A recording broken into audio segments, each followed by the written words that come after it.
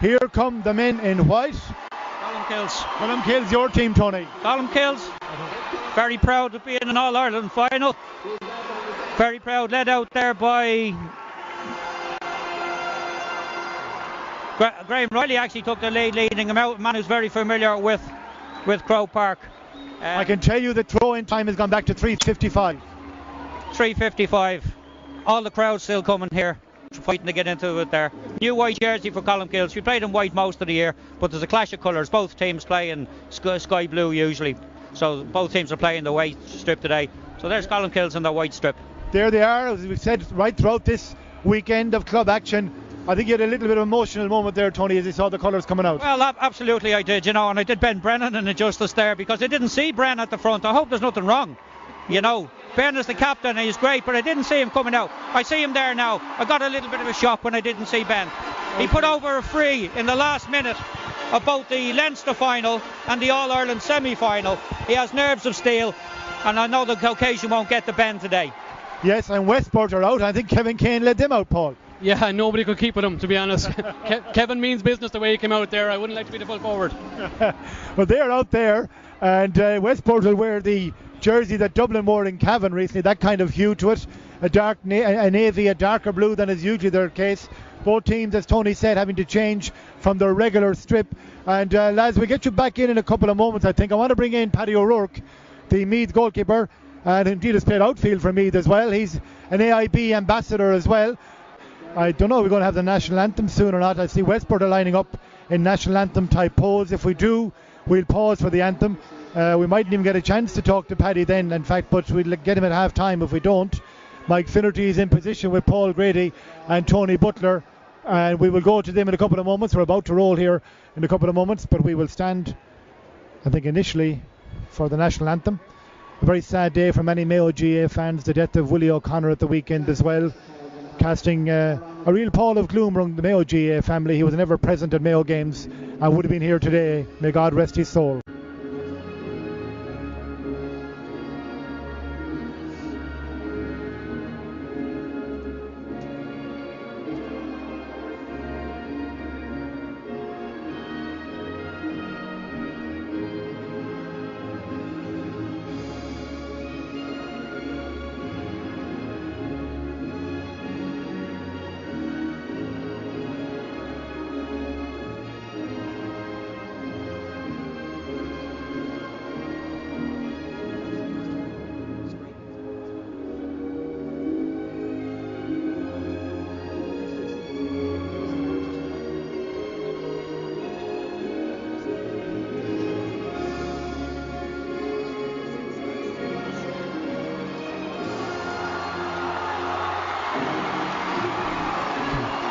I have to go to Mike.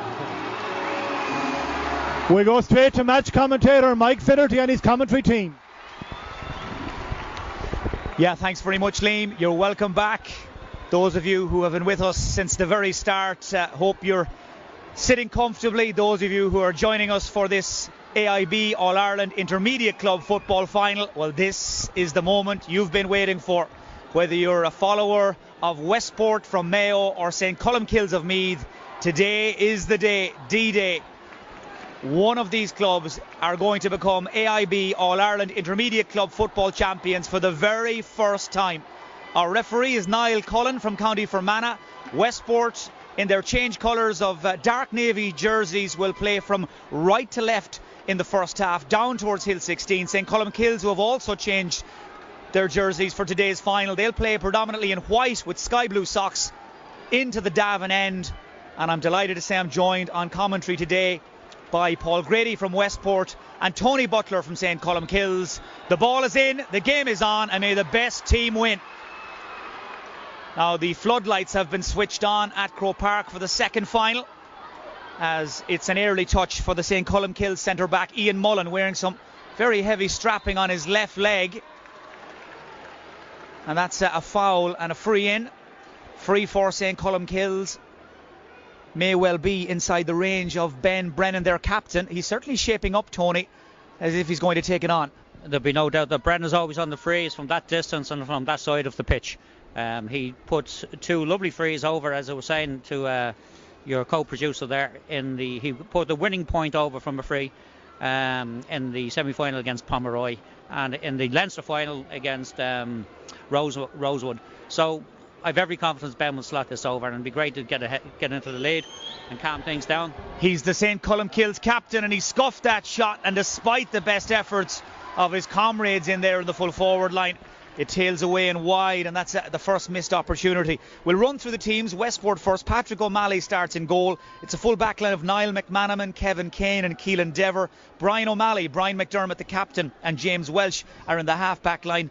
Lee Keegan wears 8 but will start in defence by the looks of things. He's named alongside Shane Scott. A half forward line of Fionn McDonough, Phil Keegan and Liam Staunton, and a full forward line of Colm Moran, Paul Lambert and Ronan Geraghty. St. Colmcille's Jordan Brown in goal, Adam Lynch, Jamie McDonnell and Kieran Ward in the full back line. Owen Woods, Ian Mullen and Joe Sweeney in the half back line. David Sheeran is alongside Robbie McCloskey in midfield. Cathal Hilliard, Ben Brennan and David O'Byrne in the half forward line, and Graham Riley, Niall Ronan and James Conlon in the full forward line. Beautiful day for a game here in Dublin. Conditions perfect, as Westport, who have started 21, that's Oisin McLaughlin in a late change, go on the attack back to Colm Moran, and that's a wide down at the hill end. But by the looks of things, Damien Loftus, the Westport manager, Paul Grady, has sprung a late change to catch St. Colmcille's napping and catch us on the hop as well. Yeah, it looks like interesting. Niall McManaman is picking up Graham Riley. Brian O'Malley has gone to midfield, so Lee Keegan is slots in centre back, and Brian McDermott goes to right half back. And up front, it looks like Ronan Geraghty is the player who has been pulled by Westport. Oisin McLaughlin, who started the semi-final win over Kenmare, starts again. So it's an unchanged Westport team. And as Paul mentioned there, Graham Riley, the danger man in the St. Colm's forward line, is being marked by the man they call Glue in the Westport setup, Niall McManaman. He is their out-and-out man marker, and he has spent the season shutting forwards down. How will he fare with Riley? Over on the other side, St. Colmcille's attack broken up by the very distinctive figure of Brian O'Malley, one of 4 leaving certs who start for Westport today. In fact, you can make that 5 with Oisin McLaughlin pitched in at the last minute. McLaughlin unable to make that first delivery stick, cleared away by McCloskey and gathered in by Niall Ronan, the former Irish rugby international. Ball breaks kindly for St. Colmcille's, and they're on the move here. Nice neat layoff to Graham Riley. Well, he spent years doing it for Meath here in big games on big days, and the St. Colmcille's sharpshooter opens the scoring in the 4th minute. Great score for Graham. Once Graham gets the ball and once he starts running at defenders, he really causes them great deal of trouble. People from Meath will remember that the last time Dublin were beaten in Leinster was when Graham Riley had a magnificent performance in the 2010 Leinster semi-final. He was the main player for Meath that day, so we're hoping that he produces it again. And here he is in the ball again, Mike. Yes, St. Colmcille's have started very confidently. This time it's Kevin Kane who's the closest man to Riley, shooting on sight, but the referee is going to bring it back. He was playing the advantage there for an earlier foul, and when Riley's shot dropped wide, Niall Cullen stepped in to intervene, and this will give St. Colmcille's a good opportunity to extend their lead. They come into this game today as rank outsiders, the Meath champions, bidding to go where no Meath club have ever gone before and win an All-Ireland Intermediate Club football title. The same, it must be said, of Westport. 3 Mayo clubs have come here in the past on intermediate final day and been beaten. Davits, Kiltane and Hollymount Carramore all coming up short in recent seasons. So Ben Brennan again sticks to that tried and trusted routine. He's missed one and he's just missed a second. Well, that'll be disappointing now. That was within Ben's range. Sometimes, you know, in Croke Park the grass is cut so short it's hard to get underneath the ball sometimes. So it hasn't gotten hit, but Ben, he had missed ones on before and came back strong, and I'm sure he's going to do it again today. So Lee Keegan posted at centre back, the footballer of the year, marking Ben Brennan. Patrick O'Malley's kick out finds its way to Brian O'Malley. The 2 leaving cert students combine, and it's a long delivery into the Westport forward line. But St. Colmcille's very neat and tidy to get it clear as far as Owen Woods on this right hand side. Woods continued his run, gets onto the loose ball and takes the free quickly. Keegan and Brennan tangling for the first time. The St. Colmcille's captain comes out on top, and Woods again is the first receiver. Going long towards big Niall Ronan, but Kevin Kane, the man they call the Westport Bull, wins the first delivery and trots back in to pick up Ronan, the two biggest, strongest men on the field in opposition back there on the edge of the square. Here's Brian McDermott, the Westport captain, stretching his legs for the first time, heading towards Hill 16. This is a very strong run for McDermott, and he went for goal, and he sends that shot fizzing along the ground and wide. Well, he loves to get forward, and he had one thing in his mind there, Paul Grady. Yeah, possibly should have laid that ball across the square there. Brian done everything right, but maybe should have laid it across the square there, and maybe it would have been an easier chance for someone else. Well, a huge crowd have made the trip from Westport, many of them by train this morning, while St. Colmcille's also being supported in big numbers. It's a relatively short journey, of course, from the likes of Laytown and Bettystown, just out the road. And great noise as Shane Scott goes on the attack.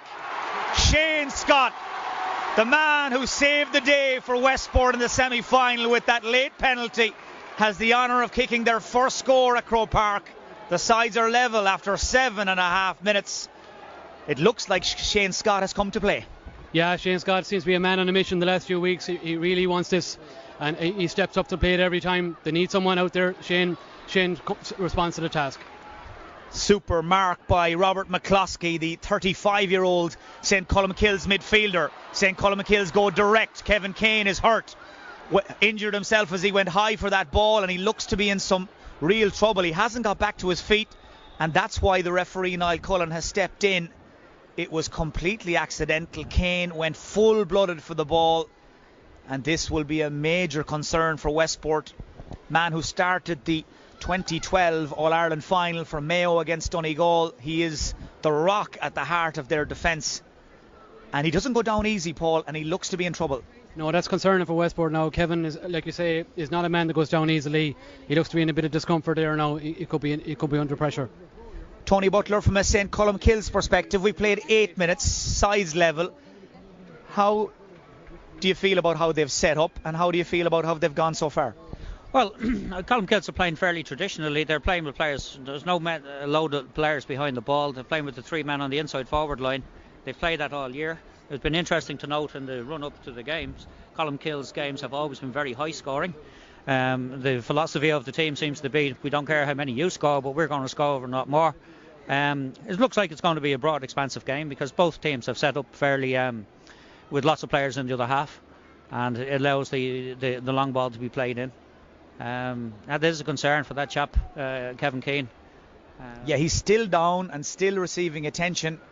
Now Westport will give him every chance to recover their full back from Fahy. He is so important to the game plan. He is a real team leader. And as we saw in the junior final, Darren O'Sullivan managed to struggle on, but the universal signal is being made towards the Westport dugout that Kevin Kane will not be able to continue. And Paul, this is heartbreaking for Kevin Kane.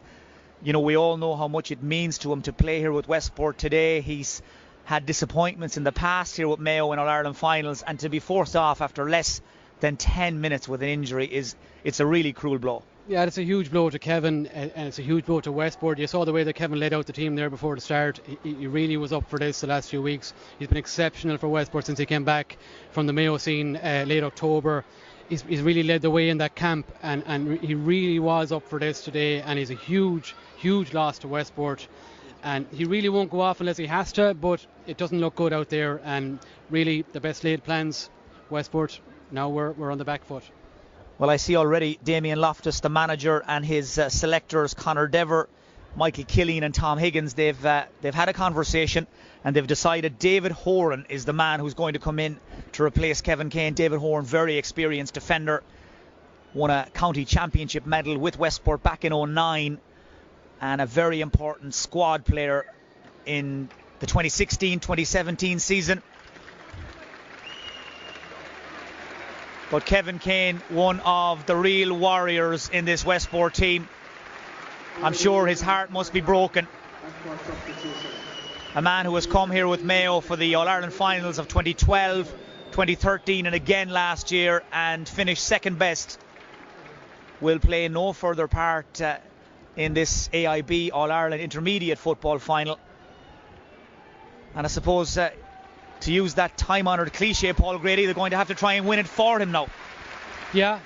Look, I mean, David Horan is coming in now. I would imagine David will go into the half-back line somewhere. It's a full back line now. We're completely rejigged. We've already without Liam Kittrick. Now we're without Kevin Kane.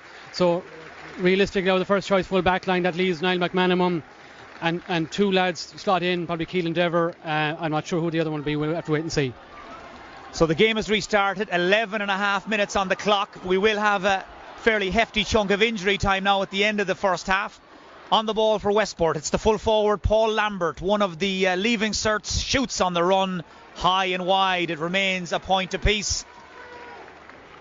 Well, one of the most fascinating aspects of the build-up has been the debate about the contrast in styles between St. Colmcille and Westport. As Tony said, St. Colmcille running up big scores in their games. Westport tend to keep it tight at the back. 10 scores or 11 at most usually gets the job done for them. But today they may need just to be that little bit more adventurous, the Mayo champions. Especially if Graham Riley and Ben Brennan and company get firing. But it's been a pretty low scoring start, considering as well the amount of stoppages we've had, as Lee Keegan gets ready to take this free. Back at Croke Park again for the umpteenth time in the last 12 months. Good delivery, finds his man, Colm Moran, faced out by Jamie McDonald. Moran pops it into the space in front of Lambert, but St. Colmcille have got a lot of men back, and now they'll try and hit Westport on the break. Ben Brennan, referee playing the advantage as Brennan heads for the Cusack stand side. Gets the boot under it and knocks in a hit and hope in towards the corner forward. Conlon breaks to big Niall Ronan. Now with Kevin Kane gone off injured, Ronan will try to open his shoulders and get more involved. The former Munster rugby player, former Irish international, lays it back to Graham Riley. Meath captain fouled, wants to take the free quickly, but Niall Cullen doesn't let him take it quickly. Riley frustrated, I think there, he wanted to get the game moving. Niall Cullen though has to take care of some paperwork, and he ticks the name, I think, of Paul Lambert. You'd imagine he could have waited, Tony, to take care of that when the move had finished. Absolutely, because James Conlon and the full forward line had made a magnificent run. He got the ball cleanly into his hands, and it was disappointing. But this is Conlon on the ball now. He's full of twists and turns. Yeah, he looks very lively. Riley's delivery, Conlon's gone down, but it's a free out for overcarrying. Good work by the Westport defence. They do that so well. They construct a spider's web of sorts when they get a ball carrier in their sights, and they just swallowed up young James Conlon there, the 18-year-old corner forward, and the chance was gone. Here's Brian O'Malley. In fact, it's Brian McDermott, rather, the Westport number 6, galloping down that far side. Across comes Joe Sweeney, and Joe takes man and ball, and it's possession back to Westport. I was just going to make a point about James Conlon there. James got the award in Meath Awards a couple of months ago. He got Meath Young Footballer of the Year. The two previous recipients of that award from our club was one Bernard Finn and one Graham Riley. So James Conlon is one to watch, and we have great expectations for him today. And he's in illustrious company with Messrs Flynn and Riley. Here's the Westport corner forward, Colm Moran shoots, score won't stand. Referee had blown the whistle for a free in. Now I know Westport will get the free, Paul Grady, but Niall Cullen has shown in these first 15 minutes that he's not going to let it flow. He's going to bring it back, and you can see already players starting to get a little frustrated. Yeah, I mean, there's an advantage rule in place there. It really should be utilised better than that. I mean, that's what it's there for. Colm Moran done all the hard work there, got the score. There's no guarantee you'll get the free. It should be happening. Just as an aside there, an interesting note, I think Brian O'Malley seems to have gone into slotted into full back to replace Kevin Kane, and David Horan has gone into wing back. I would say Brian McDermott has gone to midfield. Well, a lot of reshuffling in the Westport defence as Fionn McDonough lines up this free. He was man of the match in the Mayo final back in October, and he likes the look of that. A little fist pump from McDonough, and over it goes. And Westport are back in front after 16 minutes of the AIB All-Ireland Intermediate Club Football Final. Don't forget, wherever you're watching the game today, you can get in touch with us via social media, at Local Streaming on Twitter. Use the hashtag #TheToughest, and you can also find us on Facebook. First 16 minutes have come and gone, and it's advantage Westport, the pre-match favourites. Colmcille, though, try to construct an attack down this right hand side. Owen Woods covering across is David Horan, the substitute, filling the gap there in front of his full back line, and it's worked out as far as Liam Staunton. Now Lee Keegan charging out of the back line. The next link in the line is James Welch, but he's been robbed by Niall Ronan, and away goes Graham Riley. Westport defence caught out of position. Riley twists, turns, shoots, trying to cut the cloth to the measure and just left it short. Really should have scored. Absolutely, he left that short. I thought he had plenty of time, and he just dropped it under the crossbar, dropped it short. Disappointed with that one. That's one that got away. Hope we don't pay for the price for that later on. It's a low scoring game, and every score is going to be so critical. Shane Scott, good delivery towards Oisin McLaughlin. Ball just doesn't stick initially. McLaughlin, a Mayo minor footballer last year, goes back for a second bite. And for some reason there, Adam Lynch left the knees in. I think he's protesting his innocence. The linesman happy enough to wave him away. Well, it's a Westport ball. Adam Lynch, who described himself in his player profile as a rapper, a student and a baller. And I think he's not going to back away from too much either, Tony, by the looks of things. No, I earlier on in the commentary you referred to one of the Westport players as being the guy who'll stick to somebody. Well, that's Adam Lynch. One of the local schools produced a video where kids were pretending to be players on the Colmcille's team, and what they had was a young kid following another player all around the school. It was good fun. But Adam is teak tough, and he will follow a guy all over the park, no problem. Great, very fit young man. And he's just been booked as well there. The linesman did report him for that late tackle and unnecessary intervention, shall we say, with Oisin McLaughlin. He's in the book. Here's Keegan, as usual in the thick of things. His brother Phil was the first man on the scene. Ball recycled back to McManaman, and here's Lee Keegan again. There's a real buzz now among the Westport crowd as the team press forward. Lambert gives it to McManaman. Now James Welch. St. Colmcille have organised their defence. They've got a dozen players between the ball and their own goal, and they're challenging Westport to break them down. 19 minutes gone. It's been a low scoring start. Westport lead by 1. Brian McDermott trying to break the line, but he brought the ball into the tackle. Paul Lambert, he's a real ball of fire. Makes a nuisance of himself, wins the ball back, wins the free for Westport. And that's what the likes of Lambert does so well. Get in on the breaks and take the game to the opposition. Yeah, he's a great bit of stuff. He's a very low centre of gravity. He gets in amongst the breaking ball there, and he's very hard to dispossess. Done very well there to win the free. Westport on top at the moment, but looking to drive it home. And it's Fionn McDonough again who steps up. Got a game with Mayo back in January in the FBD Connacht League, looking for his second point, his second free, and his eye is in. And Westport pushed the lead out to 3-1. And I know there are a lot of people watching this game on local streaming this Sunday afternoon all around the world. And down in Westport, I know we're being beamed into everywhere, from the Towers to Toby's to the Castle Court. And I know in the Towers there's an after wedding party. Jerry McLaughlin and his new bride Bridget are watching on. Bridget's brother Liam is out there in the thick of it with Westport as Colin Moran shoots for a score just wide. Well, St. Colmcille have found themselves pinned back in now in the last few minutes. Tony, Westport applying the full court press. Absolutely, it's things are beginning. You just get a little bit worrying here, because I just think Westport are playing with that a degree more enthusiasm, a degree more urgency, winning a bit more of the breaking ball. So we're taking Niall Ronan out from full forward. He's had to win in a couple of good balls in there. And put it straight in. Will Ben it? No. Great take by Brian O'Malley. Another of the leaving certs, another of the Mayo minors of last year. Very good in the air. Here's Keegan to Shane Scott. And ambling up from the half-back line again comes Brian McDermott. St. Colmcille starting to fall back a little as Paul Lambert delivers a diagonal ball. Just one man to aim at. It's his colleague from Rice College, Colm Moran. Lovely pick-up. Not a bad sidestep either. He's gone for it. Oh, what a score from Colm Moran. He's just 18 years of age. He's still in school. But he taught the Colmcille's backline a thing or two there. Westport lead 4-1. Yeah, even if this game goes on to the 72 or 73 minutes the last game went on to, you won't see a better score than that. Excellent from Colm on his left foot. Had an awful lot to do there, and he made little of it.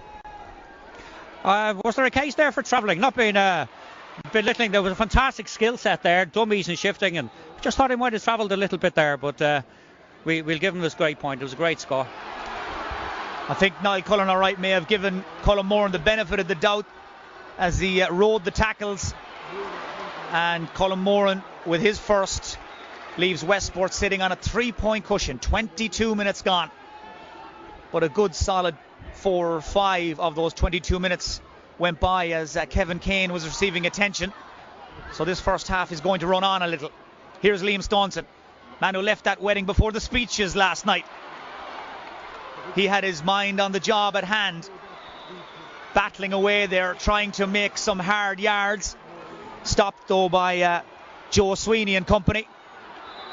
St. Colmcille's finding it very hard to break out, finding it very hard to release early ball to the full forward line, to anybody in the forward line. And I suppose an example of that, they've had to go backwards to go forwards, and that's loose from Niall Ronan. Too loose. Colm Moran, he's on fire. 2 in a row for Moran, 2 in a row for Westport. The lead is out to 5-1 now, and you can see why he was a county minor last year, but that was very, very careless from big Niall Ronan. Absolutely. There were 4 Colmcille's players to 1 there, and as if he says split the difference between the 2 Kills players. He'll not be pleased with that. Dave Sheeran's won some good ball there. Unfortunately, he's dropped it. Yes, Colmcille's just look a little nervous early on. Nerves should not be an issue, of course, for Niall Ronan. Made over 100 appearances for Munster before he retired from professional rugby. Has also played for Ireland. Here's Shane Scott. He couldn't, could he? Scott from 50 yards. Chalk it down. Shane Scott with an inspirational score. His second of the game. Well, we wondered if the mantle of favourites would weigh heavily on Westport. It doesn't seem to have bothered them a bit. They're 5 in front. Yeah, interesting to see Graham Riley there came very short for the kick out. He was inside his own 50, sign of the pressure that Colmcille's are under. We're really pushing up on their kickouts now, and we're dominating. And here they are again. Oisin McLaughlin first to the break. St. Colmcille's just look stuck to the ground. Phil Keegan recycled back to Moran. Well, they're shooting from everywhere and anywhere. They're attacking in waves, our Westport, and that's 3 points from play from Colm Moran. He's turning Jamie McDonnell inside out, and St. Colmcille's have been outscored now by 6 points to no score in the last 15 minutes or so, and it has been some first 25 minutes from Westport, and they're not finished yet. James Welch just wanted that more. He's driving through, nobody at home. They're queuing up inside. Fionn McDonough sneaks a look, and Fionn McDonough slots it over. That's 3 points for him and 3 for Moran. They are teasing and tormenting the St. Colmcille's backline. Yeah, it's looking good for Westport at the moment. In fairness, we've got all the way to an All-Ireland final this year, and we've been probably not clinical enough in front of the post. But today, the biggest day of all, they're going over the bar, and that's exactly what we look for all week. Well, I was just about to say there have been games this season during this run for Westport when they've barely scored 8 points in an hour, and they've got 8 here after 25 minutes. And Tony Butler, when you consider we've only been playing for about 20 of those minutes, St. Colmcille's must be very worried. Well, absolutely. Very disappointing. I mean, the last time there, two of our players clashed. Niall and Joe went up for the ball and they bashed off each other and they got the spilled ball, and that was two of our players out of the game. And just before that, we gave the ball very, very loosely. All I'll just say is that this team have been behind in every single game in the championship they played this year. And I mean, well, maybe not the first, in every championship in the Leinster and in the All-Ireland semi-final, they were behind by a considerable amount at some stage, and they always managed to claim their way back. But they'd want to get on the scoreboard very quickly. They'd want to win this ball and they'd want to hold on to it. Well, they wouldn't be a Meath team if they're not able to claw their way back from seemingly impossible situations. How many times over the years have we seen teams in the Royal County, just when we were starting to write them off, come back from the dead? Now today it's going to be St. Colmcille's turn, but that's rash from Ben Brennan. The team captain just rushed that shot, didn't settle at all, and that looked like the kick of a frustrated man. He didn't catch it cleanly. Often we put Niall Ronan in on the square and we look for a breaking ball. So at this stage they probably said we need a goal. They put Niall in the full forward, who has been playing a lot out the field, but Ben didn't connect it cleanly. So there we go. Yeah, Niall Ronan is in now, all right, in the full forward line again. He's being marked by Brian O'Malley. In case you've joined us late, Kevin Kane, the Westport fullback, off injured after only a couple of minutes, as the ball is spilled by Westport and Colmcille's try and break. Here's Graham Riley, their county man, their main man, and he can move. Look at him go. Still Riley, options left and right, slips it to Conlon. Game on. James Conlon with a terrific goal for St. Colmcille's, and the Meath champions are right back in the match. Finished by Conlon, made by Riley. Absolutely fantastic run, and that has been working so often during the course of the year. The support here for that goal was absolutely incredible. And Graham, if he gets the ball and runs at them, he's going to cause damage. We need to get the ball into his hand more often. We need to get him running at defenders. We need to win the ball in midfield. We need to lay it off quickly. We're allowing Westport to get in behind the ball too often. We need to up our game more consistently. Well, it's the first goal Westport have conceded for hours in this championship. First goal they've conceded since the Connacht Club Championship campaign. But when Graham Riley pinned his ears back there, nobody could stay with him. And Conlon, the young corner forward, the 18-year-old for St. Colmcille's, gave Patrick O'Malley no chance. We've got 2 minutes of normal time left, plus that additional time in this first half. And now this game has come to life. Man on the ball for Colmcille's is Carl Hilliard. Recycled back to the goal scorer. Conlon swings it in, back off the post. And the right man in the right place for Westport is James Welch to get it away. Westport's 7-point lead has been cut to 4 as Liam Staunton goes long. Oisin McLaughlin does really well, spins out of the tackle, and away he goes. McLaughlin, he's got pace to burn, still going. McLaughlin shoots. Oh, what a goal! That's absolutely brilliant. Another of the leaving certs, another of the teenagers. He makes it look easy. Terrific run, fantastic finish. What a game.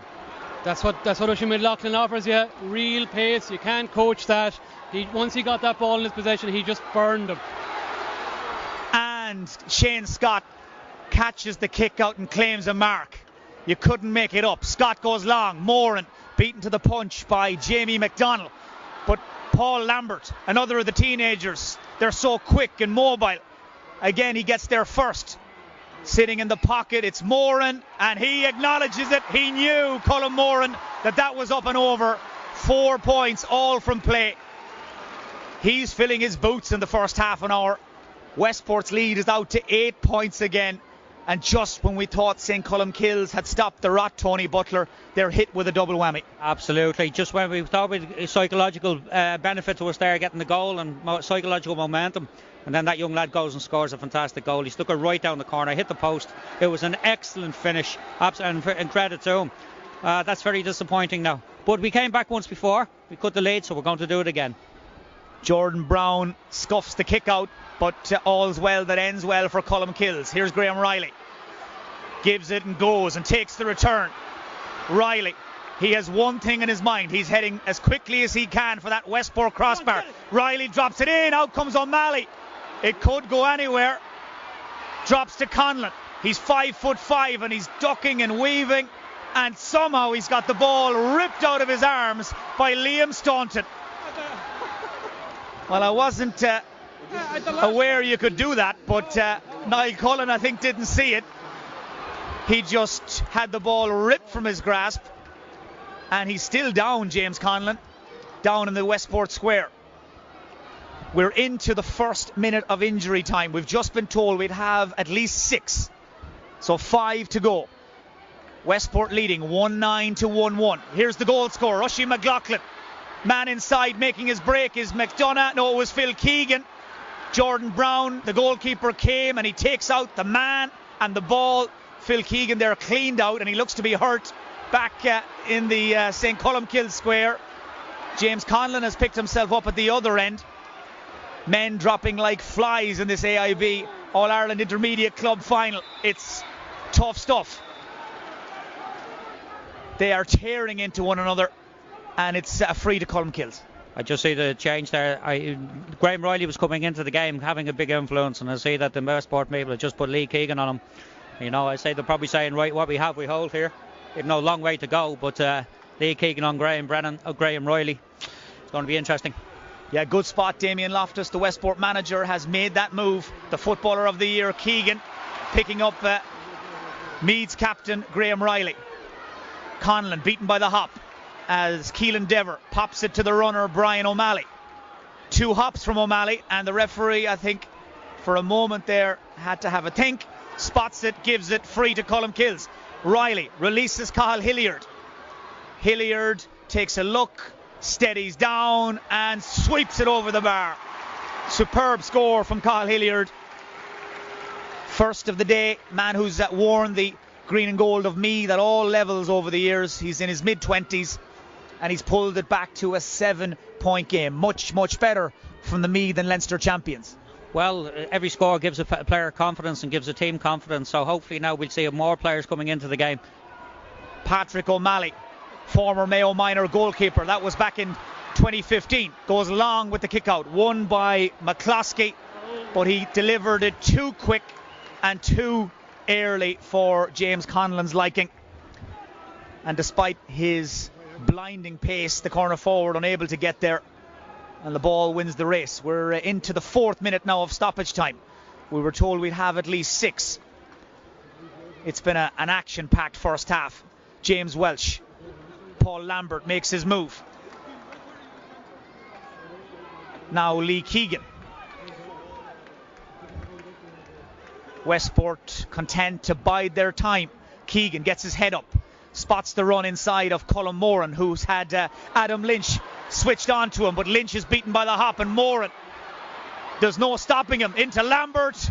Referee has brought it back for a free out. He felt Moran was tugging the defender. I think if I could pass the ball from one hand to the other. Did he change hands?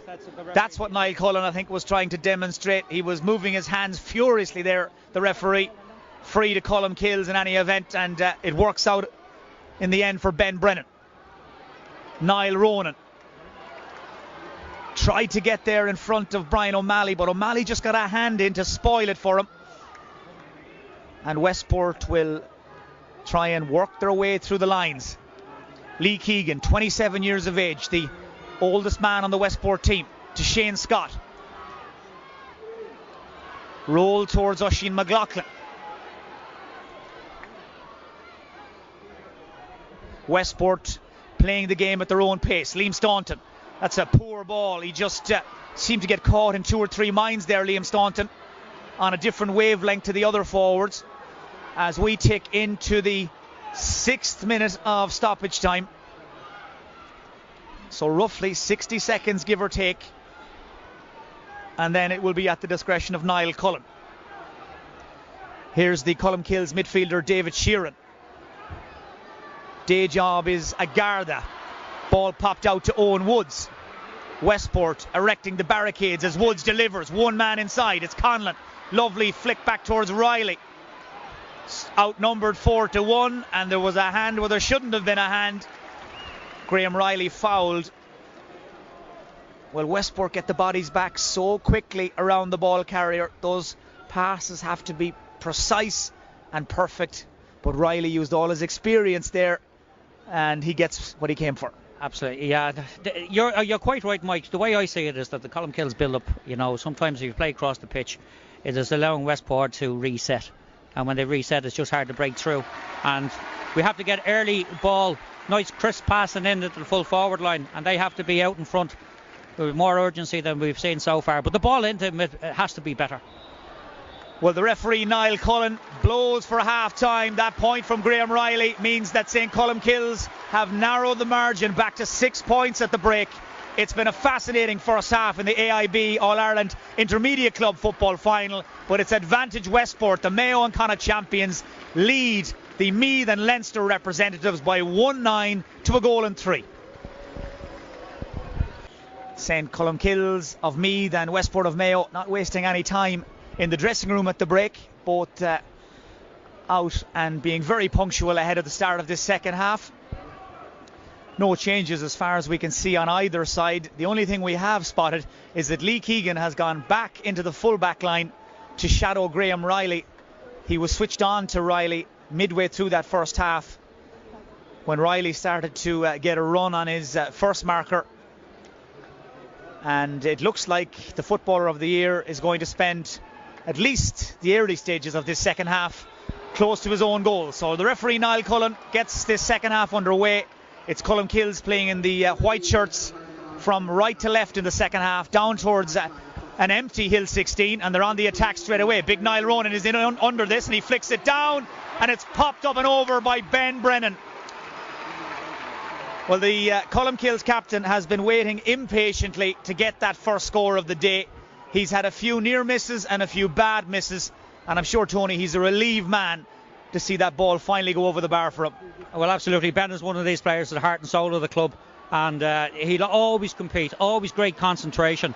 Now, hopefully we can kick on from here now and not let them get a score. We need to keep the pressure on for every minute of the game. Here's Fionn McDonough, breaks one tackle and a second, makes an angle. He was looking for his 4th point of the final. Sees this one though flash wide of the goal. First chance of this second half for Westport, and we've just spotted Damien Loftus has made a change at the break. Ronan Geraghty, who was named in the programme to start, he's one of 4 sets of brothers in the Westport squad. He's in, and it is Liam Staunton who has been replaced. So a change in the forward line. Here's Oisin McLaughlin, the man who's lit up Croke Park in the first half. Well, one of many. Here's Lambert, his colleague at school in Rice College, and they haven't combined for a score. Well, that was very, very close. From our angle here, initially it looked over. Now remember, the umpires do have the benefit of Hawkeye if they feel they need it, but I think one umpire looked at the other there and they were happy enough. They were in agreement. That shot flashed just wide of the post. It remains a 5-point lead for Westport. We just confirmed as well at half time, by the way, that goal scored by James Conlon in the first half brought to an end a run of 5 games in the championship that Westport had played without conceding a goal. Patrick O'Malley beaten for a rare occasion as Colm Moran shoots another wide for Westport. Well, they could and probably should be further ahead now, Paul. That's 2 misses at the start of this second half. Yeah, 2 early misses from Westport. Hopefully that's not a trend for the second half. Just looking out there on positional changes, David Horton is in the middle of the field with Shane Scott. Lee Keegan has obviously gone into full back line to pick up Graham Riley, and obviously Ronan Geraghty then is in for Liam Staunton. So that's the way we're set up for the second half. Another mark there taken by Ahagaur's finest, Shane Scott. Huge man, the Westport midfielder. Showed nerves of steel to convert that penalty in the 58th minute of the semi-final win over Kenmare. A kick that ultimately forced the game to extra time. And he certainly is paying his way in the middle of the field so far as Graham Riley gets away from Lee Keegan. Makes some time and some space, and that is a fantastic score from Graham Riley. Well, there's no doubt the hardest part is losing Keegan. Once Riley does that, he's away in a hack, and that was a super score. absolutely magnificent score. I don't know where Lee Keegan went to sleep, but the tale of the second half so far: 2 Colmcille scores from 2 shots, 3 wides for Westport, down to a 4-point game. It's getting interesting. Well, there's no doubt that right now out there, Keegan and Riley are the 2 heavy hitters. They're the 2 potential game breakers. Colmcille's back to within 4. Hilliard. Here's Robert McCloskey. The playmaker is Ben Brennan. He was trying to thread the eye of a needle, but dropping back into the gap for Westport was Ronan Geraghty. Good interception. Now this is where Westport are at their best, breaking at pace. Phil Keegan, man who plays quite a bit of soccer with Westport United. McLaughlin takes the hit from the wing back Joe Sweeney, and McLaughlin up and good to go again. Slips through a gap that wasn't really there, McLaughlin. Ball recycled to Geraghty, sneaks a look. The sub shoots high and away to the left and wide. Confirmation as well, we've just been told the attendance for this AIB All-Ireland Intermediate Club football final at Croke Park, 9,075. Big crowd for the intermediate showpiece. And down underneath us in the Hogan stand, supporters of Westport and Colmcille in full voice. It's the biggest day in these players' lives, in their club's existence. And it is a winner takes all affair. That's a loose ball. Sheeran left it short, and back there to cover goes Kieran Ward. Well, Niall Cullen eventually steps in, and he's awarded a hot ball just inside the Colmcille's 45-metre line. I think he felt it was 6-1, half dozen the other, and the 2 big men are going to shape up for it. It's St. Colmcille's David Sheeran, the 6'3" midfielder, and the 6-something Shane Scott. Well, however he managed it, Scott comes away with the ball, and equally as baffling is how he won that free, because it looked initially like he was going to lose the hot ball, never mind earn Westport a shot at goal, but it's all worked out in the end. And Shane Scott, Paul Grady, is not going to die wondering. He has thrown himself into this final. No, you have to admire Shane in the last few weeks, in the last few months. He really has blossomed in a Westport midfield, and he is certainly not going to go home without a fight. Colm Moran with the free, got underneath it, and it drops away to the left and wide. Well, as we mentioned earlier, a huge audience watching this game on the AIB YouTube channel all around the world this Sunday afternoon. James O'Connell has been in contact from Denver, Colorado, where he tells us it's a bluebird day. Beautiful day out there, beautiful day back here, and I know we're coming through loud and clear in Inches Bar on Main Street in Ballinrobe. Vinny and his gang, his entourage, watching this AIB All-Ireland Intermediate Club football final. And I know back in Bettystown and Laytown and the surrounding areas, they are glued to it as well. Graham Riley dodges the tackles, kicked that ball though right down the throat of Brian O'Malley. Westport's defence is so well organised. They really have it off to a fine art.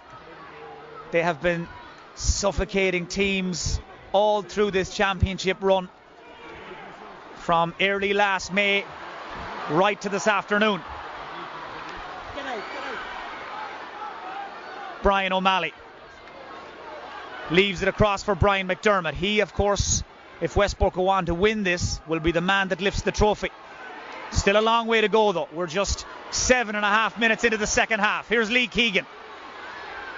Thought about trying to take his man on the outside, instead keeps it simple and lays it back to Paul Lambert.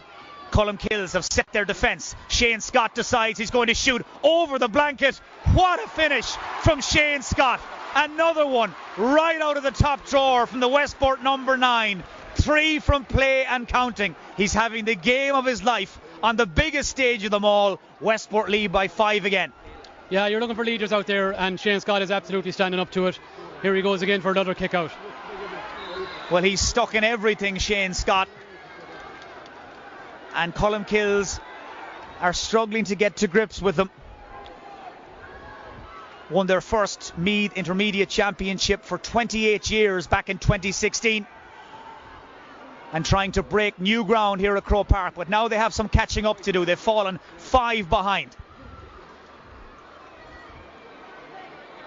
Ben Brennan it was who was caught up there in that Westport cover, and somebody brought his run to an end illegally. I think it's Phil Keegan, and perhaps with a little bit of help from Niall McManaman. And the end result is a shot at goal for Ben Brennan. Well, he delivered big time, as Tony said earlier, in that All-Ireland semi-final win over Pomeroy Plunketts of Tyrone. Stepped up to land the decisive score. He's also a man with inter-county experience, and this should be well within his range. Yeah, Ben has played in the O'Byrne Cup for Meath just in the January, February there, and he played in Meath Juniors last year.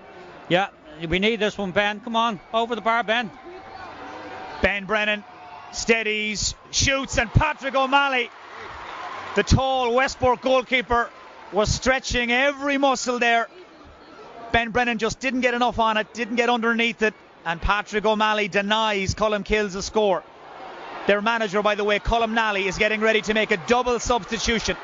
Jack Reynolds and Conor O'Byrne will be in any moment as Phil Keegan goes driving hard at the Colmcille's goal. He's been fouled by Robert McCloskey. Well, there's so much pace in this Westport team, so much running power. Phil Keegan, who works as a personal trainer, he could do that all day long, Paul O'Grady. He just runs and runs and runs. He's made of the same stuff as Lee, obviously, you know, a pure athlete, tough as they come. He'll go all day for you. Fantastic ball there from Lee. They put him clear, and you know they had no choice. They had to take him down. He was going through. Well, the O'Byrne brothers pass one another like ships in the night there. It's Connor who's come in to replace David, and Jack Reynolds is on for Joe Sweeney.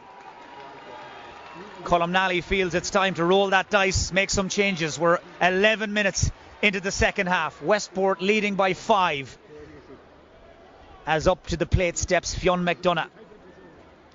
Hit 3 points down at the other end in the first half, and he has shanked that kick away to the right. The Westport wides tally starting to mount up in this second half. They're keeping Colmcille at arm's length, but it should be more comfortable. It should, absolutely. We seem to be rushing our shots a bit in the second half. I think we need a little bit more composure. We're possibly showing a little bit of our inexperience, our youthful exuberance in there. A little bit more patience in front of the posts to make the possession dominance count. Well, it's a real battleground in that middle third of the field. So many big men. It's like the land of the giants, but this time Colmcille's come away with the ball. Keegan's all over Riley, and if that was seen as a deliberate pull down, well, it will be history repeating itself for Lee Keegan. It looks like it will be a black, to be honest. Graham Riley taken down by Keegan. How did the referee see it? Well, it's very black and white. If it was seen as a deliberate pull down, Keegan's day is done. But judging by Niall Cullen's body language, there's no card coming, and Lee Keegan's a very, very lucky man. I think honestly, despite my Westport bias, I think that would have been harsh. I think Lee put his hand in there. Graham made absolutely the most of it. His experienced inter-county footballer as well. He knew what was happening, so did Lee. It could have gone either way, but I think... Riley shot! Goal! A goal for St. Colmcille and a goal for Ben Brennan. The captain plays the captain's part. The debate about Keegan's tackle, foul, should he have been booked or black carded or not, will go on, but the goal counts. No arguments, no debate about that, and St. Colmcille of Meath are right back in this game. Now the ball back in Westport's court. McDermott running down the barrel of the gun, breaks to Phil Keegan. He's surrounded, gets the shot in. It's a big moment. Westport need it, and Phil Keegan delivers. This has been some game. It has ebbed and flowed one way and then the other. And just like they did in the first half, when St. Colmcille struck for a goal, Westport come right back down the field and pick off a point. This time it's Phil Keegan, the lesser known of the Keegan brothers. But how did he manage to find the time and the space and dig that out? great reaction from Colmcille's goal. As you say, similar to the first half, straight down the field, got a score, very important. Keep that gap, we're still 3 points ahead, but we should be a little bit more, but we need to keep that cushion because they are dangerous, certainly. Well, we were all still thinking about and debating that Lee Keegan tackle. It had echoes of the All-Ireland final all over again. Lee Keegan and Jeremy Connolly that day, Lee Keegan and Graham Riley today, but Colmcille's got on with it, and Ben Brennan with a fabulous finish. Tony, let's discuss that for just a moment. It was some goal. Absolutely, Ben. Top corner, keeper no chance. Just going back to the Lee Keegan thing, I thought it was exactly the same part as the position in the pitch where he got the black card last year with Connolly. To my mind, it was a no-brainer. It was hand over the shoulder. It was straight down. But however, listen, it's still in the cracking game here. Kieran Kelly's on the pitch, Jack Reynolds on the pitch, Conor O'Byrne's on the pitch. These guys are well capable of scoring. We've got 15 and a half minutes of normal time left as Ronan Geraghty tries to go through, and he's been pulled down, and that's a free in. It was Colm Moran, in fact, who was in on the end of that move. There is a swarm of Westport forwards who are more than capable of getting on ball and taking on their men and going by them, and nobody knew that more than the Colmcille's backline there. Jamie McDonnell, I think, felt he had no option but to bring down Moran rather than let him in on goal. I thought it was closer. And now goal as well. The Westport forward, he's going back a little. I think he's decided to give himself a better angle. He's trotted back out along that 13-metre line. This to restore Westport's 4-point lead, and he's missed it. Well, that's an incredible miss by young Colm Moran on his own side. He was scoring at his leisure in the first half, but he's shooting a little awry in the second, and the big worry for such a young man, I suppose, Paul, is that misses like that would start to get to him. Yeah, you would hope it wouldn't be the case. I mean, Colm is having a fantastic game out there. He's some great scores from play. But the reality is Colm would probably be our third choice free taker from that side. Lewis Cawley obviously out injured long term. Liam Stanton is gone, so Colm stepped up to it, and you can't argue. Here he is trying to make amends. Shot blocked down by a couple of Colmcille's defenders. One of them back there was the big number 8, David Sheeran. He is a man mountain. And Colmcille's apply the pressure, and they get their free. Westport unable to find a way through. This game's still in the mix. 3 between the teams. If it was to finish level, we would have extra time. That's a very poor free from Graham Riley, who's actually gone down after kicking it. I think he may have injured himself in the process of kicking that free. Graham Riley certainly looks to be the worse for wear. Game continues in the background. Shane Scott still going strong.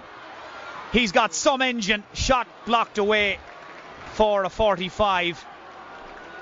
Well, Scott has been taking the game to St. Colmcille's since this game began at 5 minutes to 4. I see St. Colmcille's are getting ready to bring Niall Ronan back in. He's sporting a Willie Joe Patton style 1989 Viking headband. Looks to have picked up a head injury of some sort during the third quarter, and he's had to be patched up. But I would imagine, as a former Munster rugby player, a former Ireland rugby international, Niall Ronan is as tough as they come, Tony. Absolutely. Niall was a Meath minor in his day, and he had a very, very successful career as a footballer. Went down to Leinster initially and then down to Munster. Came back, and the first thing he had to do was lose about 2.5 stone when he came back. And Niall carries a knee injury, and he had to work very, very hard to get fit. Many times people would see that Niall would have been doing exercise with a stretch band, 7 o'clock, 8 o'clock in the morning, walking up and down the pitch with this. And it was a great thing for all the young people to see, acting as a source of inspiration to them, you know, and he's a real leader in that dressing room. Now he came off to get patched up, and Kieran Kelly's in, and I just don't know what the plan is here. Yeah, they're still waiting to bring Niall Ronan back in. He's only 34 years of age, as Tony alluded to there. He's packed a fair bit into his sporting career already. As we watch Patrick O'Malley step up to the 45. Now, he had to wait a long time over that kick because Graham Riley was being treated, but he's held his nerve. A young man who's sitting his leaving cert later this year at Rice College in Westport. Came up and missed a few long-range frees in the semi-final. Pots this one though. And now Westport lead by 4. Shane Scott, first to react to the break. Takes a touch. Shoots, bounces awkwardly. Taken in though by Jordan Brown and fired away and picked up by the substitute on this near side, Conor O'Byrne. Man who wanted it was Sheeran, and now Riley. Keegan bursting a gut to try and get back. Riley hits the deck. Riley wins the free. Keegan cannot believe it. He is pleading with the referee that he was an innocent man. The free's been given. And there's a card coming this time, all right, for Lee Keegan. But his battle with Riley is really starting to heat up now in this second half. Yellow for Keegan, a free for Colmcille, and now Paul Grady, Lee is walking that very, very fine line. Yeah, I think yellow is par for the course for Key. I think it's one of his favourite colours, to be honest. I think he'll manage it for the rest of the game. He normally does, but he really has his hands full with Graham Riley out there. Graham has a turn of pace that I actually didn't think he had. He is very fast. Yeah, very, very quick off the mark. The free from Kieran Kelly, who has taken over from Ben Brennan, and he slots it. Niamh Colmcille 2-6, Cahernamarth 1-12. That's what the giant scoreboard away to our left tells us. It is a 3-point game, and it is the Mayo and Connacht champions Westport who lead St. Colmcille of Meath and Leinster with 10 minutes to go. Get away from him. Colmcille have the ball. Well, the free didn't travel the necessary 13 metres. They were too close together, the two players there. That was a schoolboy error, really, and they've paid the price. They've turned over the ball. Oh no, you could see it. You could see that happening beforehand. A little thing like that, big turnover. We scored the last point. We could squeeze them, and we give it back to them. Silly. The free taken by James Welch. Colin Moran, hands of glue, spins and goes. Moran one-on-one with the defender. Panic in the defence. Goal! Oisin McLaughlin, his second goal. Well, he has been the boy wonder in the Westport forward line today. He still has so much to learn, but he is a deadly finisher. And later in the week, Colin Moran and Oisin McLaughlin will be in class together, hitting the books. But here in Croke Park, they have formed a dynamic duo. Moran teasing and tormenting on one side, McLaughlin on the other. He has had 2 goal chances. He's taken both of them. And now Westport lead by 6 points with less than 9 minutes to go. Oisin McLaughlin has really turned it on, Paul. Yeah, right place, right time from Oisin there. But that goal was all about Colin Moran. He had no right to win that ball. 2 Meath men surrounding him, won the ball, took them on, burned the 2 of them, and he just left Oisin McLaughlin with a simple tap in. Shane Scott continuing to give an exhibition of mark taking, but the delivery didn't find its man, and now Ben Brennan to take it on for Colmcille. Ran into 3 Westport defenders.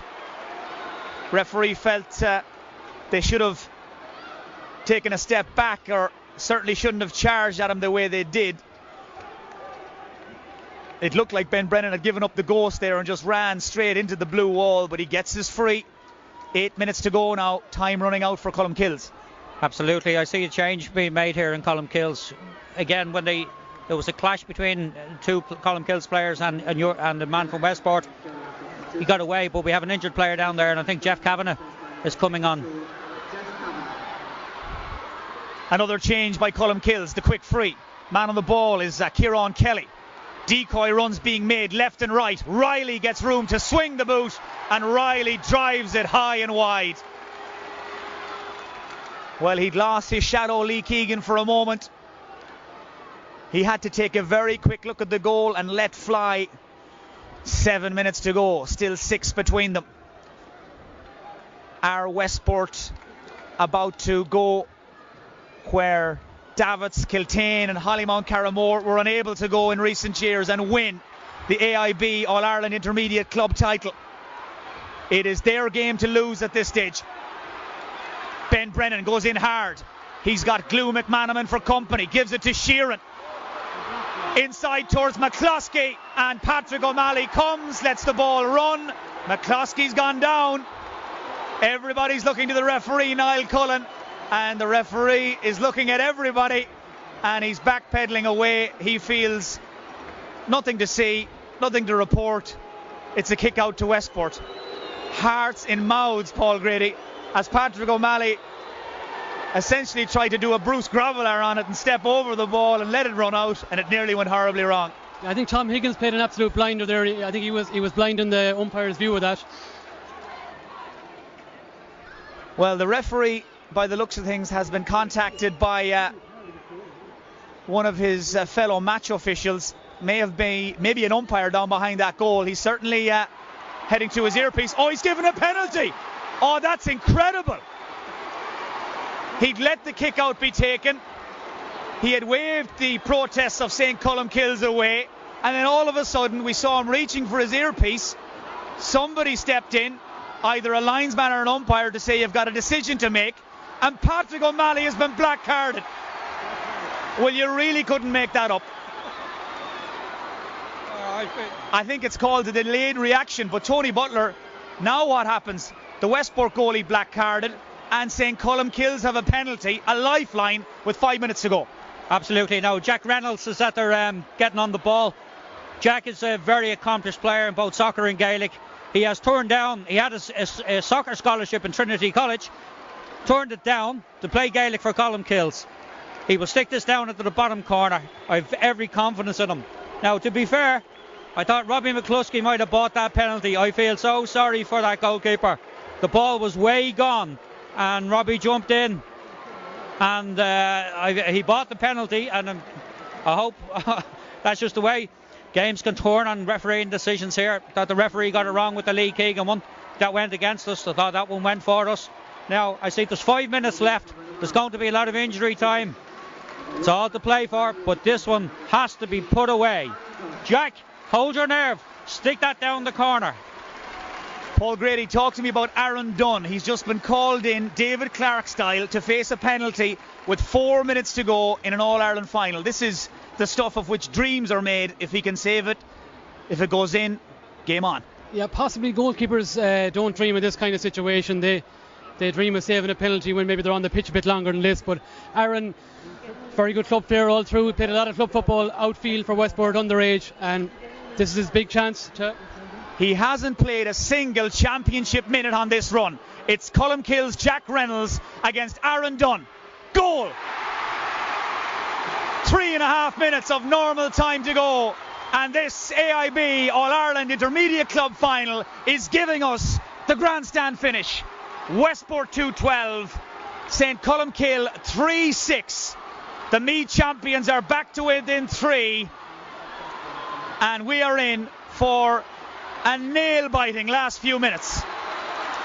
That is some mark by Fionn McDonough. Come at the hour and all of that. Dunn fires it out on top of McDonough, and he claims the mark. Textbook penalty by the Colmcille sub Jack Reynolds.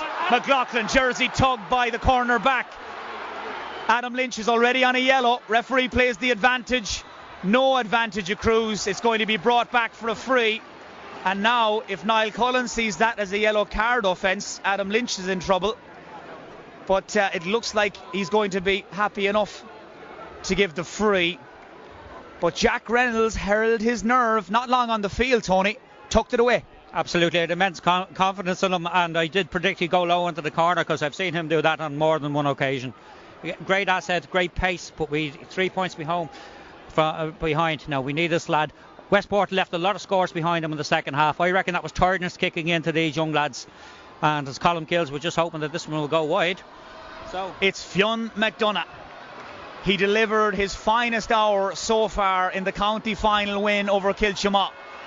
This is very, very important, and McDonough never got hold of it at all. Pushes it across the goal and wide, and another one gets away. You're going to need all our experience now out in the middle of the field. You're going to need your Lee Keegans, your Shane Scotts, Brian McDermott's, these fellas to stand up now in the last few minutes. We're still in a good position, 3 points up. It's ours to win if we can just hold on to the ball, a bit of composure in front of the post. 58 minutes gone and counting. 90 seconds of normal time to play. Colmcille in search of a goal to level it or points to pare back the deficit. Here's Kieran Kelly. Fires it back to Ian Mullen. We haven't been told just yet how much stoppage time we'll have. It's all hands on deck now for Westport as they try and hold what they have. Back there to cover is the captain, Brian McDermott. Remember, Westport without the services of Kevin Kane since the 4th or 5th minute when he was injured. He's down underneath us, I'd imagine, in the lower Hogan, watching on, if he can bear to watch, as St. Colmcille give away a free on the far side. We're into the final minute of normal time. Westport 3 in front. The Holy Grail within touching distance. But against a team from Meath of all places, Paul Grady, it's never over till it's over. They're never beaten, unfortunately. You'd like them to lie down now and accept defeat, but they don't look like they're going to do that. All eyes on the 4th official. He's waiting on word from the referee, Niall Cullen. We're into the last 30 seconds of normal time now, and that's a foul on a Westport player over on the far side. This is going to mean a stoppage, as it looks like the entire Westport Order of Malta Brigade are heading in to attend. I think this is what they call in the business running down the clock, Paul. Yeah, there's no one left in Westport to attend to anyway, so they can all go out there now. There's no problem. Just keep it tight now. Normal time up, thank God. Hopefully another couple of minutes will do us. I see Tom Higgins, the Westport selector, was in there to check on the welfare of his player as well. Former goalkeeper with the club. Passionate Westport GA man.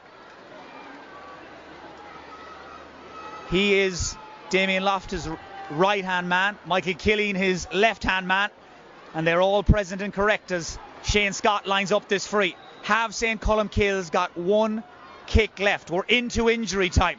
Now the 4th official makes his move. Shane Scott drops in the ball. We're going to have at least 6 minutes of additional time. Phil Keegan has it, trying to use those dancing feet, gets the shot in. It drops away to the left and wide. St. Colmcille have 5 minutes, Tony Butler, to save the day. Well, that's it. Hopefully we can win this kick out. Like hits along. Dave Sheeran's the man you want underneath it. Yeah, Jordan Brown goes long. It's no time for taking chances. Ball breaks to McCloskey. The veteran midfielder lets it go long in towards Jack Reynolds. Niall Cullen, the referee, lets it develop. Back to cover for Westport is Keelan Dever. His dad, Conor Dever, of course, a Westport selector as well. Former county footballer with Mayo. Lee Keegan, current county footballer with Mayo. Head down and drives on the only way Keegan knows. Pops it inside to McManaman. There's a man over. Looks like it's Fionn McDonough. It's Phil Keegan, in fact. We're into the 2nd minute of stoppage time. Keegan drops it in. I think he was trying to set Niall McManaman in around the back, but the corner back had run a long way upfield. He just hadn't the legs. He wasn't thinking as far ahead as Keegan was, and that goes out over the line for possession back to Colmcille. Well, Colmcille needed a replay to beat Dundee in the Meath County final. They had to grind their way to this All-Ireland final, and they're not giving up without a fight. Still just one kick of the ball between the teams. Ball work down the Hogan stand side as far as Conor O'Byrne. Colm Moran is back defending. Phil Keegan is back defending.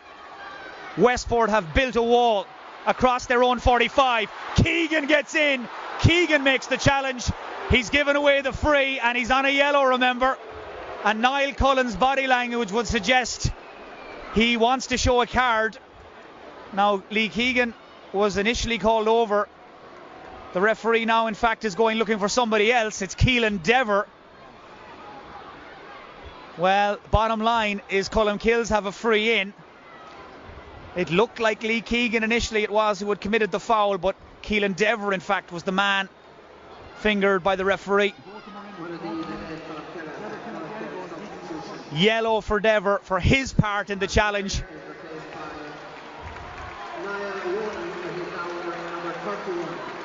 Another change for Colmcille. They're taking out Cathal Hilliard and they're bringing in Niall Ronan. Well, he's been treated on the line for quite a while for that head injury. He's also changed his jersey. He'll wear 31. Here's Jack Reynolds. We're into the 4th minute of stoppage time. Chance for Ronan, blocked by Phil Keegan. Falls to Owen Woods, and the wing back drills it high and over the bar. The former Meath miner pops up in the right place at the right time. Now we've got a 2-point game, and we've got 2 minutes or thereabouts to go. 2 minutes of additional time to play. Westport are not making it easy on themselves, Paul Grady. Haven't done it all year, Mike. I suppose we shouldn't expect anything less. It's looking like Innis all over again, to be honest, but hopefully same result. Niall McManaman, Westport Footballer of the Year in 2016, to Shane Scott, surely in the running for man of the match. Brings it into the tackle, and Niall Ronan stands his ground as always, and away go Colmcille. Lovely ball from Conlon to give it to Ben Brennan. Brennan winds, shoots, it's over! It was almost inevitable that Colmcille, the Meath champions, would come back from the brink. Like every great Meath team, they're never over, they're never finished until the final whistle sounds. Now we've got 70 seconds or thereabouts to play, and Colmcille are back to within 1. The comeback is nearly complete. Well, absolutely. Yes, Miser has won it. The 37-year-old Miser has just won that ball. Now, Ben, get on it. You're causing trouble. Ian Mullen with a super take, but they've given the ball away after working so hard to get it back. Possession is now the most precious commodity of them all. Keegan fires it out to Colm Moran. 40 seconds to play. Colm Moran can't get room to swing the Kitog. Free out for overcarrying. Colmcille's defence knew he was going to turn onto that left foot, and they forced him down a blind alley. Good defending. Have the Meath champions got 1 kick left in them? Remember, it will go to extra time if they can't be separated. You're watching the AIB All-Ireland Intermediate Club Football Final. Colmcille and Westport. Will we have a winner? It's James Conlon who shoots. Pushed away by Dunn and grabbed by Brian O'Malley. It's all over. Westport are the All-Ireland champions, and Mayo's famine at Croke Park is over. After years of near misses and disappointments in All-Ireland club finals, Westport join Crossmolina and Ballina-Stephenites as teams that have came, seen and conquered on All-Ireland club final day. St. Colmcille of Meath are flat on their backs and broken hearted. They played their part in a terrific game, and they came with a flying finish and very nearly caught Westport at the death. But the Mayo champions get it done by the minimum of margins. Westport celebrate their All-Ireland champions tonight. Well done, Mike. Well done, Tony. Heartbroken, I know. St. Colmcille put up some comeback. Paul Grady gets a shake of the hands here from Paddy O'Rourke. I'll go to you first, Paul, because you're winners. You're winners, though. Let you not forget your winners. That is what we came for. We pulled it off. Great for Westport, great for Mayo. 3 club teams came up here last year, junior, intermediate and senior, all beaten. We're finally bringing one home. Yes, it was a sensational finish, Paddy O'Rourke. St. Colmcille just dug it out and dug it out. They got a break, it must be said, a goalkeeping error. But from there, when Jack Reynolds took it beautifully, from there they just drove on and on and on, and Westport seemed to lose their composure. Yeah, we talked about it at half time that, you know, some of these lads, this is the first time they've ever been in this position, and the nerves might creep in, and when you're in front you think, let's sit back, let's defend, let's mind the lead instead of kicking on. And I suppose in the situation for the penalty, you know, when a referee misses an instant at the next break in play, the linesman kind of called to his attention that he's missed the decision, so that's where the penalty came from. You saw the linesman making the move as well, I believe, did you? Yeah, the linesman and one of the umpires would be all in connection with the referee on a on a mic, an earpiece on a mic, and they called to his attention that he had missed the situation. The goalkeeper came out, let the ball go out for a wide ball, but then clipped the heels of the Colmcille's attacker. So it was the right call. The referee should have seen it himself. He was only 10 yards away, but the right call was made, and Colmcille stuck it away. But there's no getting away from the fact that the best team out there today won. You know, that they scored what? They scored 14 times to Colmcille's only scored 11 or 12 times. You know, it's one for the Mayo fans to bring home across to Shannon.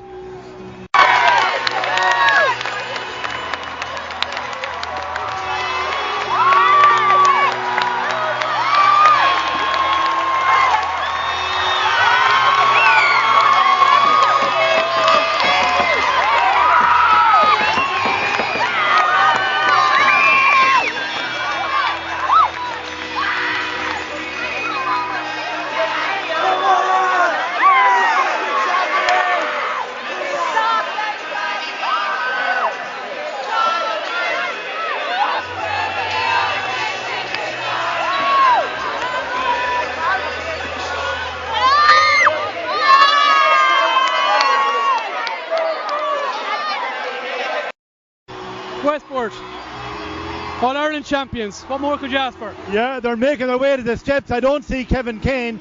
I'm not sure. There's Kevin Kane on crutches.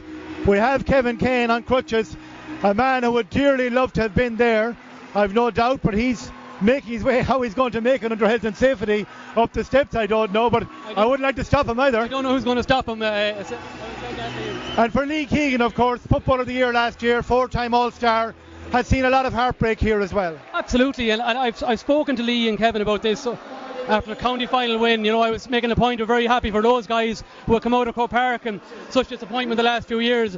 And the measure of the men they are, they will always say to you, they're happier for the guys, the club guys, the guys that are training all year. Yeah, and that's what this club has done to get here. We're waiting on the captain, Brian McDermott, to get up. He's there, actually. He is there. We will try and shoot it down through our restricted view here. The Colmcille's players on the field. And what a finish to what has been a really exciting weekend of action here in Croke Park this weekend. We had Mayfield yesterday. We had Carrickshock yesterday. We had Glenbeigh, Glencar today. And now we have Westport lifting the Intermediate Cup. And they made it exciting. It wasn't meant to be exciting with 10 minutes to go, Paddy. Great value in Mayo at times, isn't there, for a bit of excitement? Yeah, they make it hard on themselves now, is one way of putting it. I think, especially with the last ball dropping in around the square there, just a little bit of inexperience from James Conlon. He had time and space to bring it in a little bit further and clip it over, but look, that's the swings and the roundabouts of it. The best team on the day won.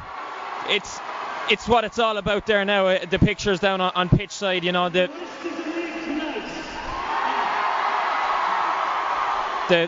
Colmcille's team lined up in front of their fans, playing in Croke Park with your friends that you've grown up with and gone to school with.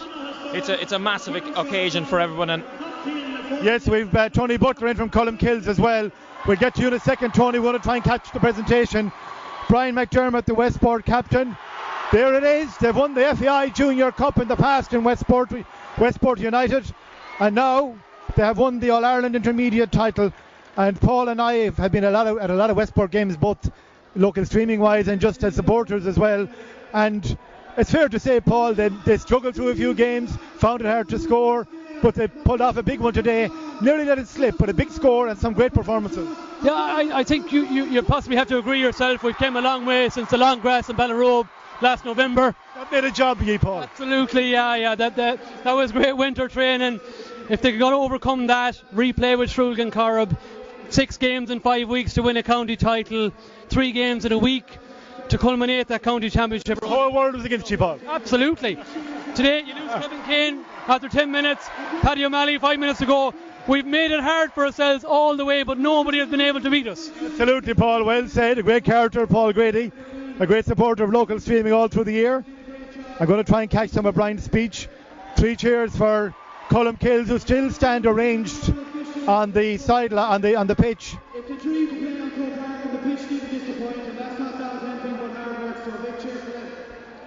Expressing gratitude for being on Croke Park today.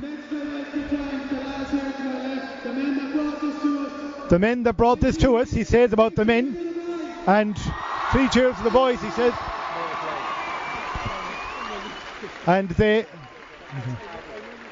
Brian still going through his speech, and Tony, you got a late lifeline there, and nearly got there, had the chances, played magnificently once he got the smell of it. Absolutely, that's what I say. Colmcille's Meath team, they never give it up. And if you think of the last play in the game, I think it was James Conlon was going for a point. It dropped under the crossbar. We had a Meath minor and Conor O'Byrne, a big strapping lad underneath the ball.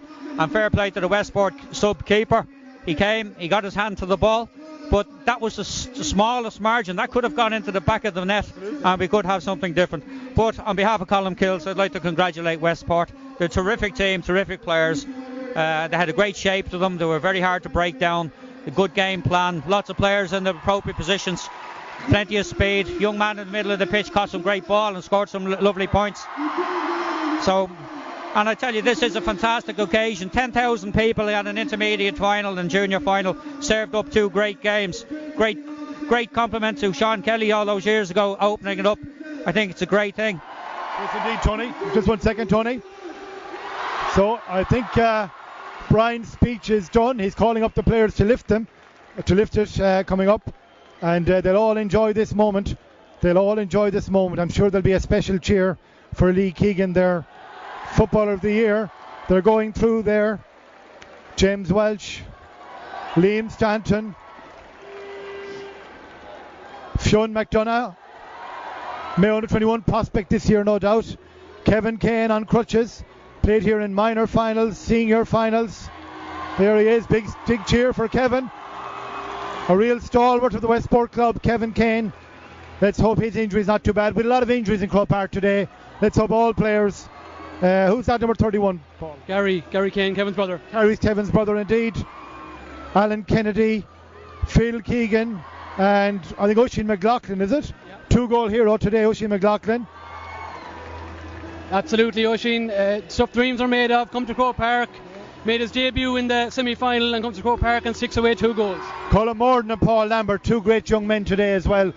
Morden won some incredible ball inside.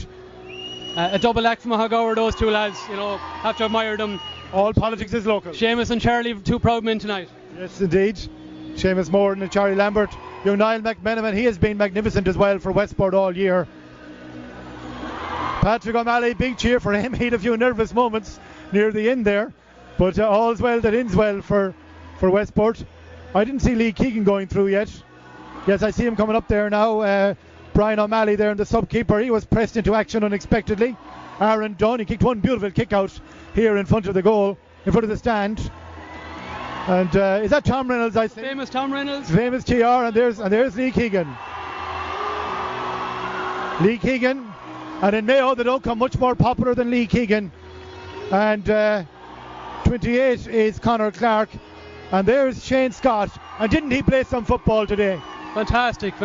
Shane Scott absolutely outstanding here today and in the semi-final against Kenmare. What a player. Kevin Kane has made it down onto the field again.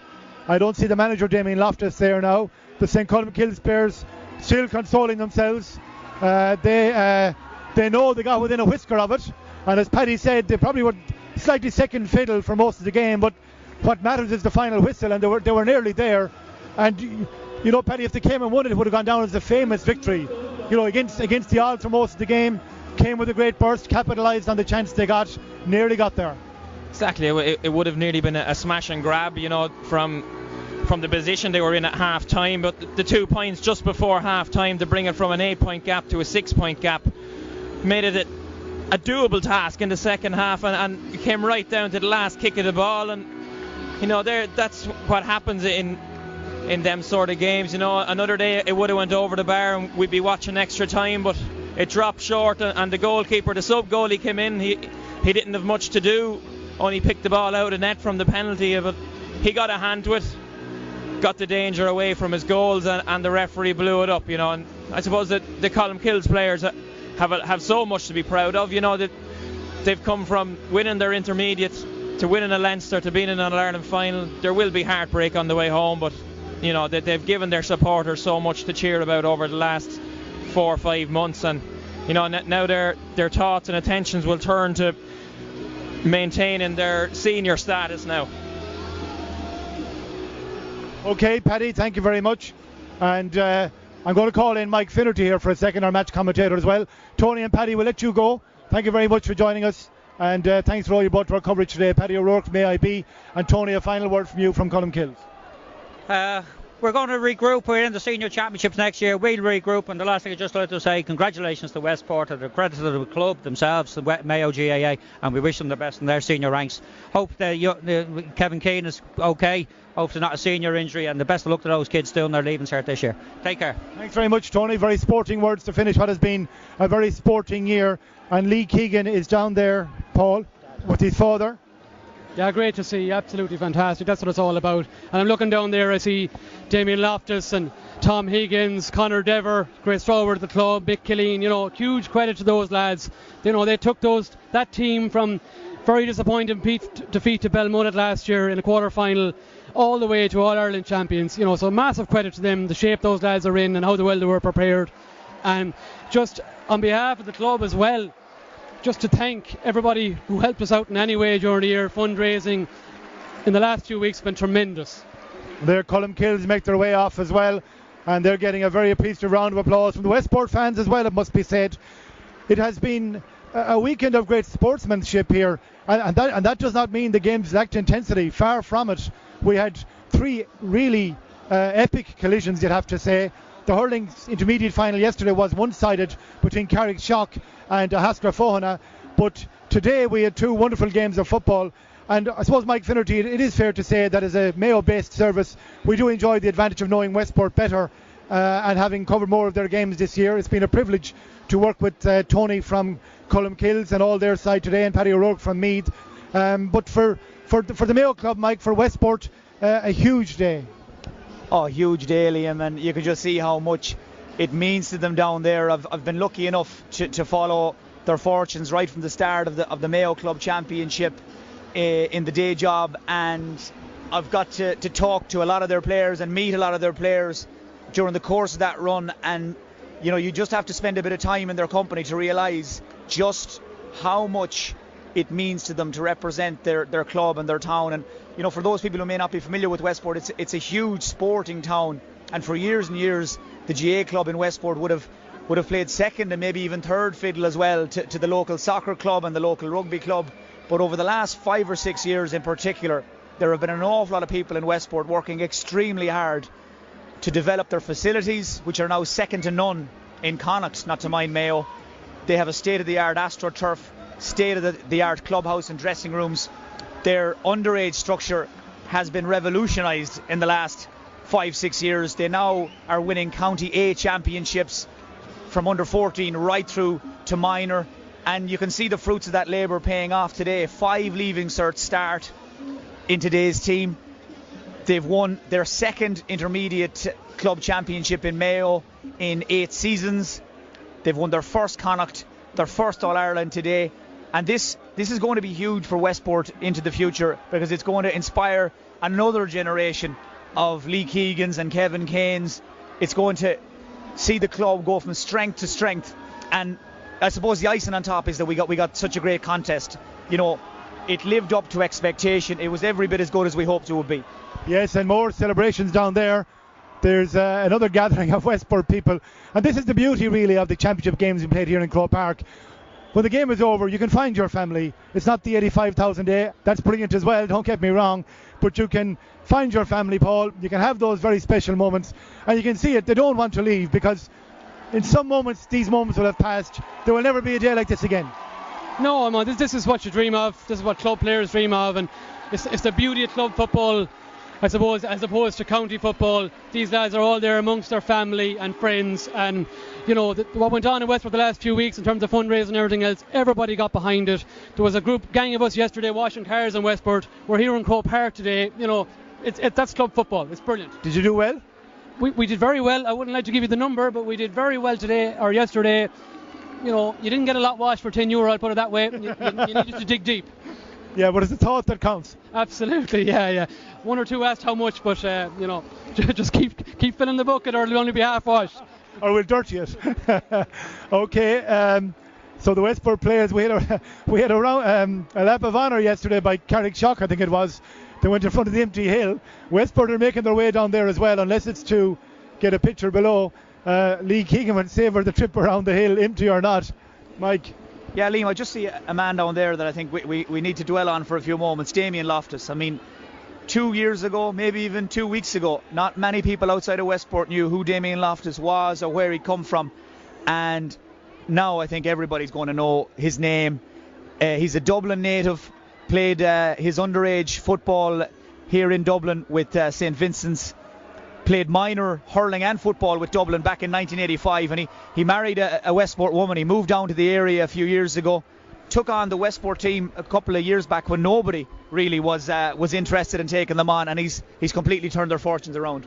Yep, they've done the lap of honour. They're going off the far side, of course. That's it. So it's kind of it's necessity to a certain extent. Yeah, they're having a good run for themselves. And I don't know who won that sprint, but it might be the last sprint they'll do in a while, Paul. The fitness is still showing out there. These lads could go another 20 minutes, you know. There's a few lads straggling there now, Paul. As you mentioned, Damien Loftus there, and Mike put it very well, but what people might not realise is that Damien is also the coaching officer in the club, strength and conditioning coach around the club. He's involved at all levels in the club, and he helps out every underage team in the club. You know, fantastic club man, and huge credit to him. Okay, and we have two very special guests. The happiest family in Westport tonight. Brothers. Lee Keegan. And Phil, brother as well. Thank you first of all, lads, for joining us. And Phil, you might just stand into here if you could. You're afraid of heights. Well, you reached a new height here today, Phil. Lee, the word you said to Mike Finnerty and Paul Grady there was finally. Finally. It's been a lot of long years of hurt, pain. It felt like that way again today, that we're going to lose at the end. I think we put a lot of work in today, and I suppose that ball went over the bar. I'm not sure how much we left in the tank after the semi-final, but listen, finally we just got one lucky break, and I think we were fully deserved winners today, even though we tried our best to lose at times. But just the scenes here now, I'm just over the moon, and I suppose it makes up for all those hard years of long slog, hurt, pain, and losing All-Irelands here in Croke Park, and finally a Mayo team's come to Croke Park and won an All-Ireland. What more can you ask for? You have spoken very openly about how the club has grown on you, so to speak. As a young fella, you were playing a lot of rugby then, you were a very talented rugby player, but you have come to really appreciate the value of the club in your life. Yeah, and I suppose today just shows what it's all about. The support we have here today, the man beside me, have my brother here in the squad. It's a fairy tale, man. It's a dream come true, and as I've openly said, I was never the biggest club man when I was younger, but as I said, I've grown into it, and this year has just been an absolutely amazing experience. It's just been the best journey of my life, and it's something I'm going to treasure for the rest of my days, because all Irelands are hard won, and you only win one, you have to enjoy that success, and believe me, we'll enjoy. Westport will be a busy week this week anyway, so there might be too many in work, but the pubs will be busy. Phil, congratulations. You've had a very impressive year for the club as well, doing a lot of often unspectacular work, keeping the wheels turning. Yeah. I'm sure you really appreciate what's after happening here. It's brilliant. I must admit now, I never thought I'd be in a Croke Park in a final, and to be here at Lee, it's been taking me a few years to come back into Gaelic. Soccer is my first love, but I knew this group was different. As soon as I came back, I've trained for a few years with the guys, but I just knew this year was different. There's a different vibe. The lads are just so committed. We put in so much effort, and it's just shown there today. I know at times we get a bit excited, we miss chances, but we always go to the end, and it's a credit to the team, and for the likes of Lee and Kevin, they deserve this. They've given so much to this club, and it's just so nice to win one for them. So fantastic day. Can't put into words, just fantastic. Yes, today you had probably the relatively rare experience of leading a team out, building up a big lead, but what has been a characteristic of your play all year is you keep going. I mean, against Kilmare you didn't lead at all, so you've won it both ways. As everybody has said, you did your best to lose it today, but what's the point of winning without a bit of drama? Exactly. It's never worse for a game without a bit of excitement. Listen, we're in half time. We knew these were a tough team. Colmcille are a battle-hardened team like us. I think it's the first game this year we probably come in as favourites.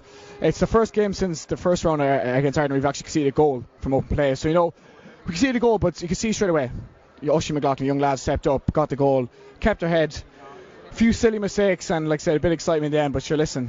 What's the point with having a game without a bit of excitement? So listen, it makes that much sweeter, but we just keep going. The fitness level of these lads is insane. The lads who stepped up, Davy Horan came on, fantastic. Ronan Garrett, we have strength and depth, so fantastic. Just keep going to the very end. Given your background in the famous red and black of Westport United as well, not getting back. Westport won the Junior Cup. Now we've won the intermediate title. You're well positioned to, I suppose, describe what that means. It's unbelievable. You know, as I said to this guy this year, this meant. This being filmed, I better not say more than soccer. Please no. Equally as much. Soccer is a big part of Westport. Don't be shy about it at all. I might be getting fired. Listen, it's unbelievable. Like I said, the effort to put in. It's been a long year for me. I've won a lot with soccer, but it just means so much for Westport. Like, you know, the first time to be here and to win one is just this is the pinnacle now. So I said, I never thought I'd be in Croke Park kicking over the bar. Maybe if I could shoot a bit better, I might go 1 or 2 more. But listen, it's fantastic. I love soccer, but there might be another year in Gaelic yet. You never know. They're not going to let you go. Year. No, maybe not. Maybe not. Lee, I'd like to ask about the young players. 5 leaving certs, kids really, coming of age right throughout this year. Ball winners, Ushie McLaughlin taking players on there today. What do you think of them? Kids with big balls. That's what they are like. You know, I think Phil mentioned Ushie in the first half. You know, it can be very easy for a young man to come to Croke Park and not freeze, but just, you know, try and do something different. He just stuck to his game plan. Colm stuck to his game plan. Lambie, these lads, they've no fear at all. And I said during the whole year, they just rejuvenate us older lads that have been there for a long time. And they just really gives us a spring in their step. And the way they finished the game today is just, you know, Cullen fighting for ball in here, and lads, even Brian O'Malley in the full back line today was absolutely outstanding. You know, they came in with no fear at all, and that's been probably our cog all year. These lads coming in and just really giving us that incentive to go on and win games. And you know, they don't know how to lose games. That's the problem. Like, you know, they're just, their mentality is about winning, and you know, we grinded out the semi-final, and today was equally as hard. And you know, when it came to the crunch, then it's the young lads that stood up, not the other lads. You know, so you know, going forward for senior, this is huge for us, because they've got a flavour now of what it means to win the big time now, and we're going forward now. And listen, we're not just there to compete in senior there, we're there to do well, we're there to, you know, progress as a team and learn. And you know, we're going up against big guns now, and we need to get that quick, you know, and today is just a stepping stone. And as I said, hopefully the bucko here might give up the soccer for another few months to play with us, but listen, you know, the key is we enjoy success, and this will be enjoyed, because as I mentioned, you know, we've had a lot of Mayo teams come up here over the last number of years, and unfortunately I've been on a few of them, and I suppose just been pipped at the end. And you know, today, if that ball stayed low the bar, it could have been another, I suppose, hard luck story for myself personally, and for another Mayo team. But again, you have to make your own luck when you come up to here, and today we did, thankfully. Can I ask you about a man who's embodied the spirit of Westport for many years, Kevin Kane, your sparring partner, your travelling partner? He's been at your side for so long. First of all, at a personal level, have you any word on how he is? And then secondly, losing your leader, one of your leaders, a huge blow early on. Yeah, prognosis, we're not sure at the moment. We know it's knee anyway, so I'm sure he'll have a scan now, maybe today or tomorrow. You know, depending on how. Will he have it today, I'd say, will he? It might be next week, but it doesn't look too good for himself personally. But to lose someone like Kevin, he's probably one of our best players all year, and he was recognised as player of the year for intermediate Mayo. So it just shows the man and the manner he got in at half time, and he just said, listen, it's not about me, it's about you now. And that's a huge incentive going forward, and that's just this kind of leadership Kevin has. And you know, we've sold it through many years together now, from underage up to senior Westport, senior Mayo. And if anyone deserves more, it's that man right there, because he puts his heart and soul into Westport. And he's the, I suppose, you know, the Kane family have a pride tradition within Westport, and just for their whole family, it just means so much to them. And you know, you've seen the scenes with Kevin then, you know, trying to stop him crying is a different story. Usually can't get a tear of him all year, but when he wins something, he goes on a bit of a baby roll, like. So I'll have to give him a doty for the way home, like. But listen, but honestly, you know, he's my best friend, and we've grown up together, and just see him finally get his hands on that trophy means more than anything in the world, to see how happy he is. And as I said, hopefully the injury's not as bad as it is, but you know, we'll take care of that maybe another time. So. Okay, gentlemen, thank you very much, Paul. Just also to mention Lewis Cawley and Liam Kittrick in that as well. 2 men have played a huge part in this campaign. You know, unfortunately missed out in the big day, but they certainly played their part. Okay, gentlemen, Lee, congratulations. Thank you very much. Okay, Phil, thank you very much for joining us. And 2 happy men, Westport, the All-Ireland Intermediate Football Champions. I'm going to bring Paul back in again. I think we have all of our guests exhausted now. And exhausted is the word. The last few celebrations are down there, Paul. Kevin Kane is down there still on the crutches. We'll hardly get him to level 7. Lyle McMenamin, what a prospect he is. Very fine young player who has grown and grown and grown as the year has gone on, Paul. Absolutely. Niall, huge development in the last year or so, and the amount of Tourmakeady people I met in Phoenix today coming up to support Westport, you know, you'd have to see it to believe. You're claiming him, are they? Well, look, he's a half Tourmakeady man. His mother, I think, is Tourmakeady. I think his father might be Glen Hess down that direction, but he's good 100% name. Westport at this stage. We're keeping him, one of our own, fantastic young player, and you know, he's only going to get better. Okay, I think that's it. I think that's all we have to do here in Croke Park this evening.